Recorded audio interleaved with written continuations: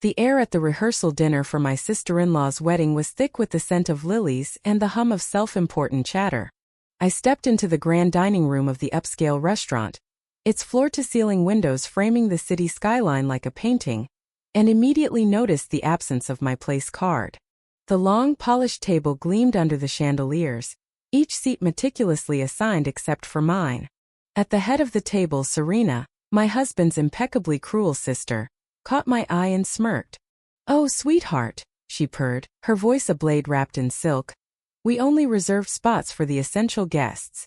A ripple of laughter spread through the groom's old money family, their amusement as sharp as the crystal stemware. My husband, Julian, gave me a half-hearted shrug from across the room. "Don't make a fuss, Elena," he muttered under his breath, already turning back to some hedge fund anecdote. I didn't. Instead, I excused myself to the restroom, my heels clicking against the marble floor, and in the quiet of that mirrored sanctuary, I set the timer on Serena's inevitable collapse. I'd known it was coming since the moment her champagne flute tapped the chandelier earlier that evening, silencing the room with a crystalline ping. "A toast," she declared, her voice dripping with rehearsed charm that fooled everyone but those who'd seen her true face. I gripped my own glass tighter, the stem trembling between my fingers, while Julian remained oblivious, chuckling at some financier's quip. At the center of the room stood Marcus Grayson, the 67-year-old titan who'd clawed his way from nothing to build Grayson Enterprises, a stark contrast to my father-in-law, Theodore Langston, who'd inherited his fortune and fattened it through backroom deals rather than grit.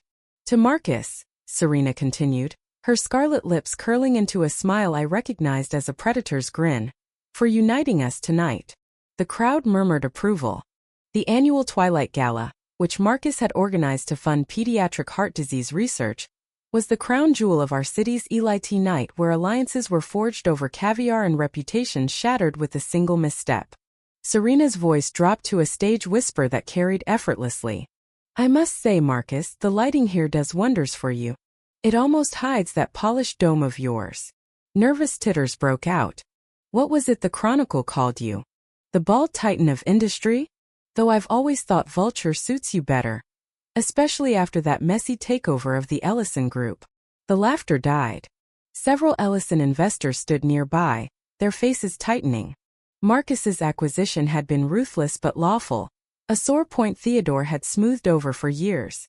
I watched my father-in-law's complexion pale as Serena pressed on, oblivious or indifferent to the damage she was inflicting. "Serena," I hissed, stepping closer, "that's enough." She ignored me, as always, Julian's inconsequential wife, the outsider who'd never belong in her gilded orbit. "To our vulture," she concluded, raising her glass, "may your claws stay sharp." The silence that followed was suffocating. Marcus's steel-gray eyes met mine across the room, cold and unreadable, a storm brewing beneath his calm exterior. This wasn't just a social blunder. It was a declaration of war. Theodore surged forward, his bulk cutting through the crowd. "My apologies, Marcus," he boomed, seizing Serena's arm with a grip that belied his jovial tone. "My daughter's wit sometimes outpaces her manners." "No offense intended." "Of course not," Serena chimed in, her smile unwavering, though her eyes gleamed with malice. She'd meant every syllably petty jab for Marcus rejecting her bid to lead his foundation's PR campaign months earlier. She couldn't stomach being told no. "No offense taken," Marcus replied, his voice like ice over gravel. "Though I'd caution against avian metaphors, Ms. Langston. Even vultures have their place." The orchestra resumed, desperate to drown the tension, and Julian finally appeared at my side, squeezing my hand with his usual cheerful ignorance. "Everything okay?" he asked. "Fine," I lied, watching Theodore drag Serena toward Marcus for a forced apology. Her words were a study in insincerity. "I'm so sorry if my toast offended, Marcus. You know I adore your distinctive presence."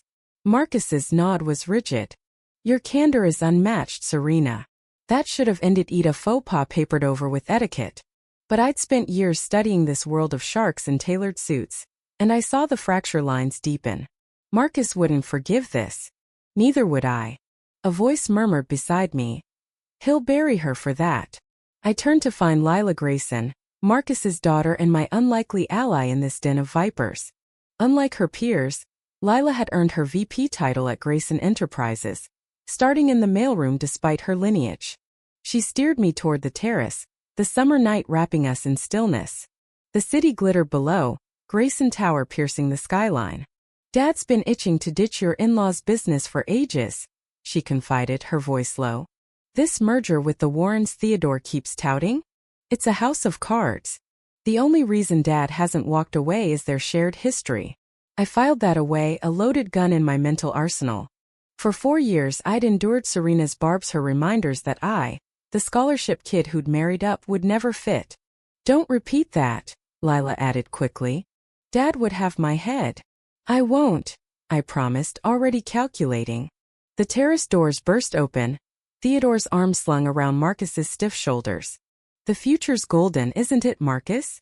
Once we seal the Warren merger next month, we'll own the coast." Marcus's smile was a thin, empty thing. "Indeed," he said, his eyes, those same furious eyes that had locked with mine, betraying nothing. Guests spilled outside as the gala wound down, Julian rejoining me with his usual oblivious pride. "Dad says we raise 10 million tonight. Serena's already plotting how to spin it for the wedding." Of course she was. Her engagement to Preston Warren III was a corporate merger masquerading as romance. I nodded, playing the dutiful wife, while fireworks erupted over the river at 10 p.m., their brilliance masking the fault lines I'd begun to exploit. As the crowd oohed, I made my choice. 4 years of slights, of being the tolerated interloper, of watching Serena trample anyone in her path hit, ended now. Beneath the cascading lights, I vowed she'd pay, not rashly, but with surgical precision. 2 months later, embossed invitations arrived for Serena Langston's engagement to Preston Warren III. The paper was so heavy it felt like a weapon, the calligraphy a taunt. Julian brought it home, buzzing with excitement tempered by unease. "Mother says it'll be the event of the decade. The press alone will spike our stock 8%. I set it on our counter." "How romantic." He missed my sarcasm. "It's not just romance, Elena. The Warrens control logistics we need. We've got the distribution they crave. It's perfect. Perfect for everyone but the couple," I thought. I'd met Preston twice, once at a silent auction, glued to his phone, and again at a holiday party, slurring his own cousin's name after too much bourbon. Serena had called him that insufferable Warren dolt, until he became her ticket to more power.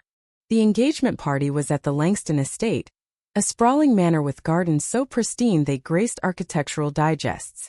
I wore a deep sapphire dress, knowing it'd irk Serena, who demanded pastels to match her rose gold gown. "You look stunning," Lila whispered when she found me by the dessert table, "and like you ignored the memo." "Was there one?" I asked innocently. Lila laughed, radiant in charcoal silk that highlighted her silver-streaked Hyra Grayson trait she wore like a crown. "Dad sends regrets urgent business in Singapore.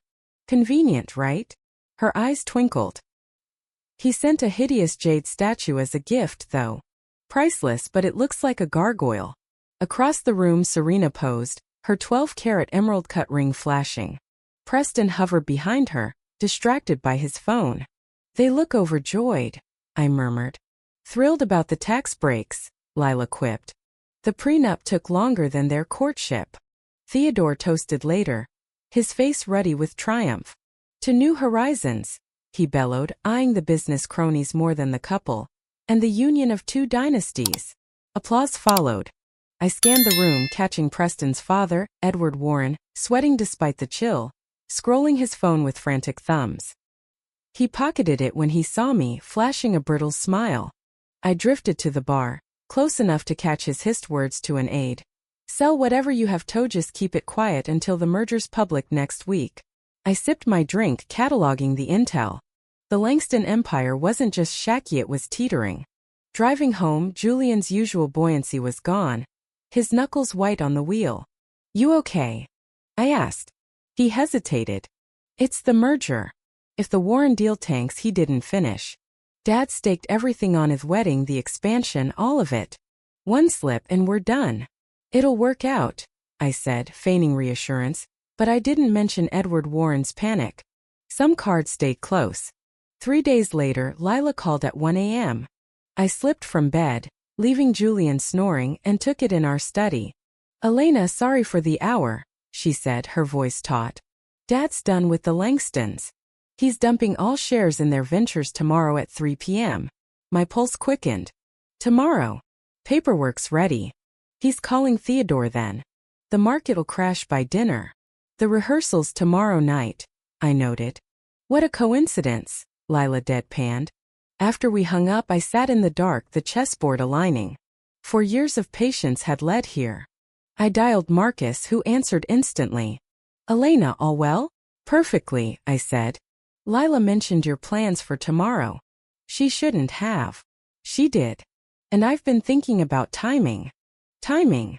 What if you moved it to tonight during the rehearsal?" Silence crackled. Then a low laugh. "You're sharper than they realize, aren't you?"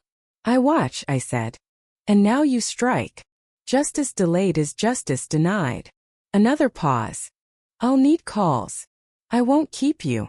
As I hung up, he added, "Why now after so long?" I thought of Serena's smirk, her relentless disdain.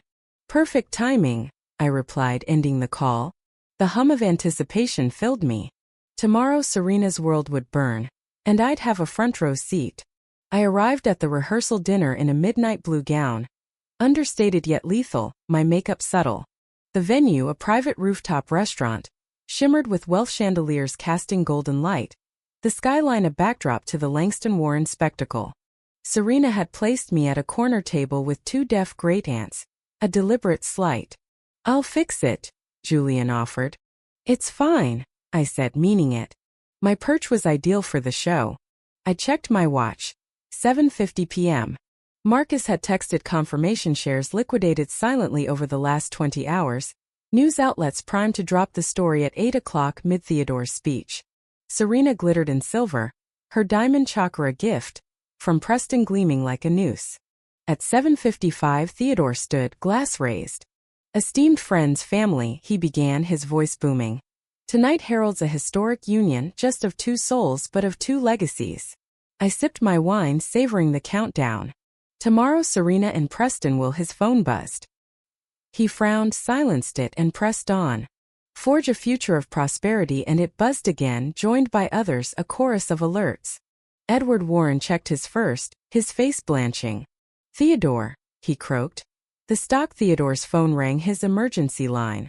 "One moment," he said, stepping to the glass-walled corridor. We watched his composure fracture, shock, then fury. He stormed back, glass shattering as he roared. "What do you mean he's out? It wasn't final till Monday." Serena clutched her necklace, fear cracking her mask. "Father." Theodore ignored her, yelling into his phone. "Get Grayson back. He can't do this." The name Grayson ignited the room. Phones lit up. "Langston Inc. Down 47% after hours," someone read. "Grayson Enterprises cuts all ties effective now," another added. "Warren Corp pulls merger talks." Edward Warren swayed, then collapsed into a truffle mousse, out cold. Chaos erupted, waiters rushing, brokers dialing, the orchestra faltering into a dirge. Serena stood frozen, whispering. The wedding. Preston turned away, barking at his team, choosing money over her without a glance. She lunged at Julian, nails clawing his sleeve. "Fix it," she shrieked. He stared, helpless. "If Grayson's gone, there's nothing. I don't care. Do something." I stayed seated, wine to my lips, meeting her wild gaze with calm certainty. Suspicion flickered in her eyes, drowned by panic as Edward revived, already selling assets. By midnight, the room emptied. Warren's gone. Guests vanished, only Langston's left in the wreckage. Back at the estate, floral arches for the cancelled wedding loomed like ghosts. Serena vanished upstairs. Theodore barricaded himself in his study with whiskey. Dawn brought the official word, wedding off. I found Serena in her room, surrounded by unopened gifts, her gown a taunting specter. No makeup, hair a mess, eyes red not from lost love but lost power. "Happy now," she rasped. I leaned against the door. "Why would I be?" "Don't lie. You loved it." I didn't reply. Truth didn't need words. "Downstairs," Julian said. "Dad's been on with Grayson all night. No dice. The stock kept falling 65% by morning. We're finished, he whispered. Not finished, I corrected. Different. He studied me, realization dawning. You knew. Not everything, I admitted. But you were ready. His gaze held respect, not anger. Never underestimate you again, he said, retreating to his room. The collapse unfolded like a slow-motion disaster: lawsuits, resignations, asset seizures. Serena's social circle evaporated. Her jewelry, bought with company funds, was liquidated. 10 days later at the lawyer's, she raged. My emerald ring was a gift. A corporate write-off, the attorney corrected. Victor and I moved to a Brooklyn brownstone, scuffed but ours. He taught business ethics. I kept my role in the fall quiet. Lila gifted me Serena's old pearls from the seizure. A bittersweet trophy. I donated Theodore's leftover jewels to Marcus's charity, closing the circle. Months later, Theodore visited, humbled in khakis. I misjudged you, Elena, he said over coffee. You saw us clearly. How's Serena? Struggling. She's teaching deportment in Austria. Ironic, huh? We shared a quiet laugh. That night, Julian revealed Marcus had warned Theodore years ago about Serena's behavior toward me. He waited for you to give him the push, he said, kissing me with new depth. Our marriage, once convenience, had forged into something real. Horizon Ventures launched with Marcus's Bekinga sustainable firm rising from Langston's ashes. Theodore rebuilt too. A small consultancy earning honest respect. A Swiss postcard arrived, Serena's handwriting. A gala photo, no note. Acknowledgement, perhaps. I framed it. A reminder of justice's ripple. At Lila's simple wedding, Marcus toasted change, crediting me. Victor and I danced, our future ours alone, built on truth, not vengeance. The past faded, the horizon glowed. If you were the one in this story, how would you react? Would you stand up and fight back, or accept the unreasonable pressure and control from the HOA? Share your thoughts in the comments below. And don't forget to subscribe, like, and share this video with more people. Your small action gives us the motivation to keep bringing you more intense and engaging stories. Thanks for watching, and we'll see you in the next video.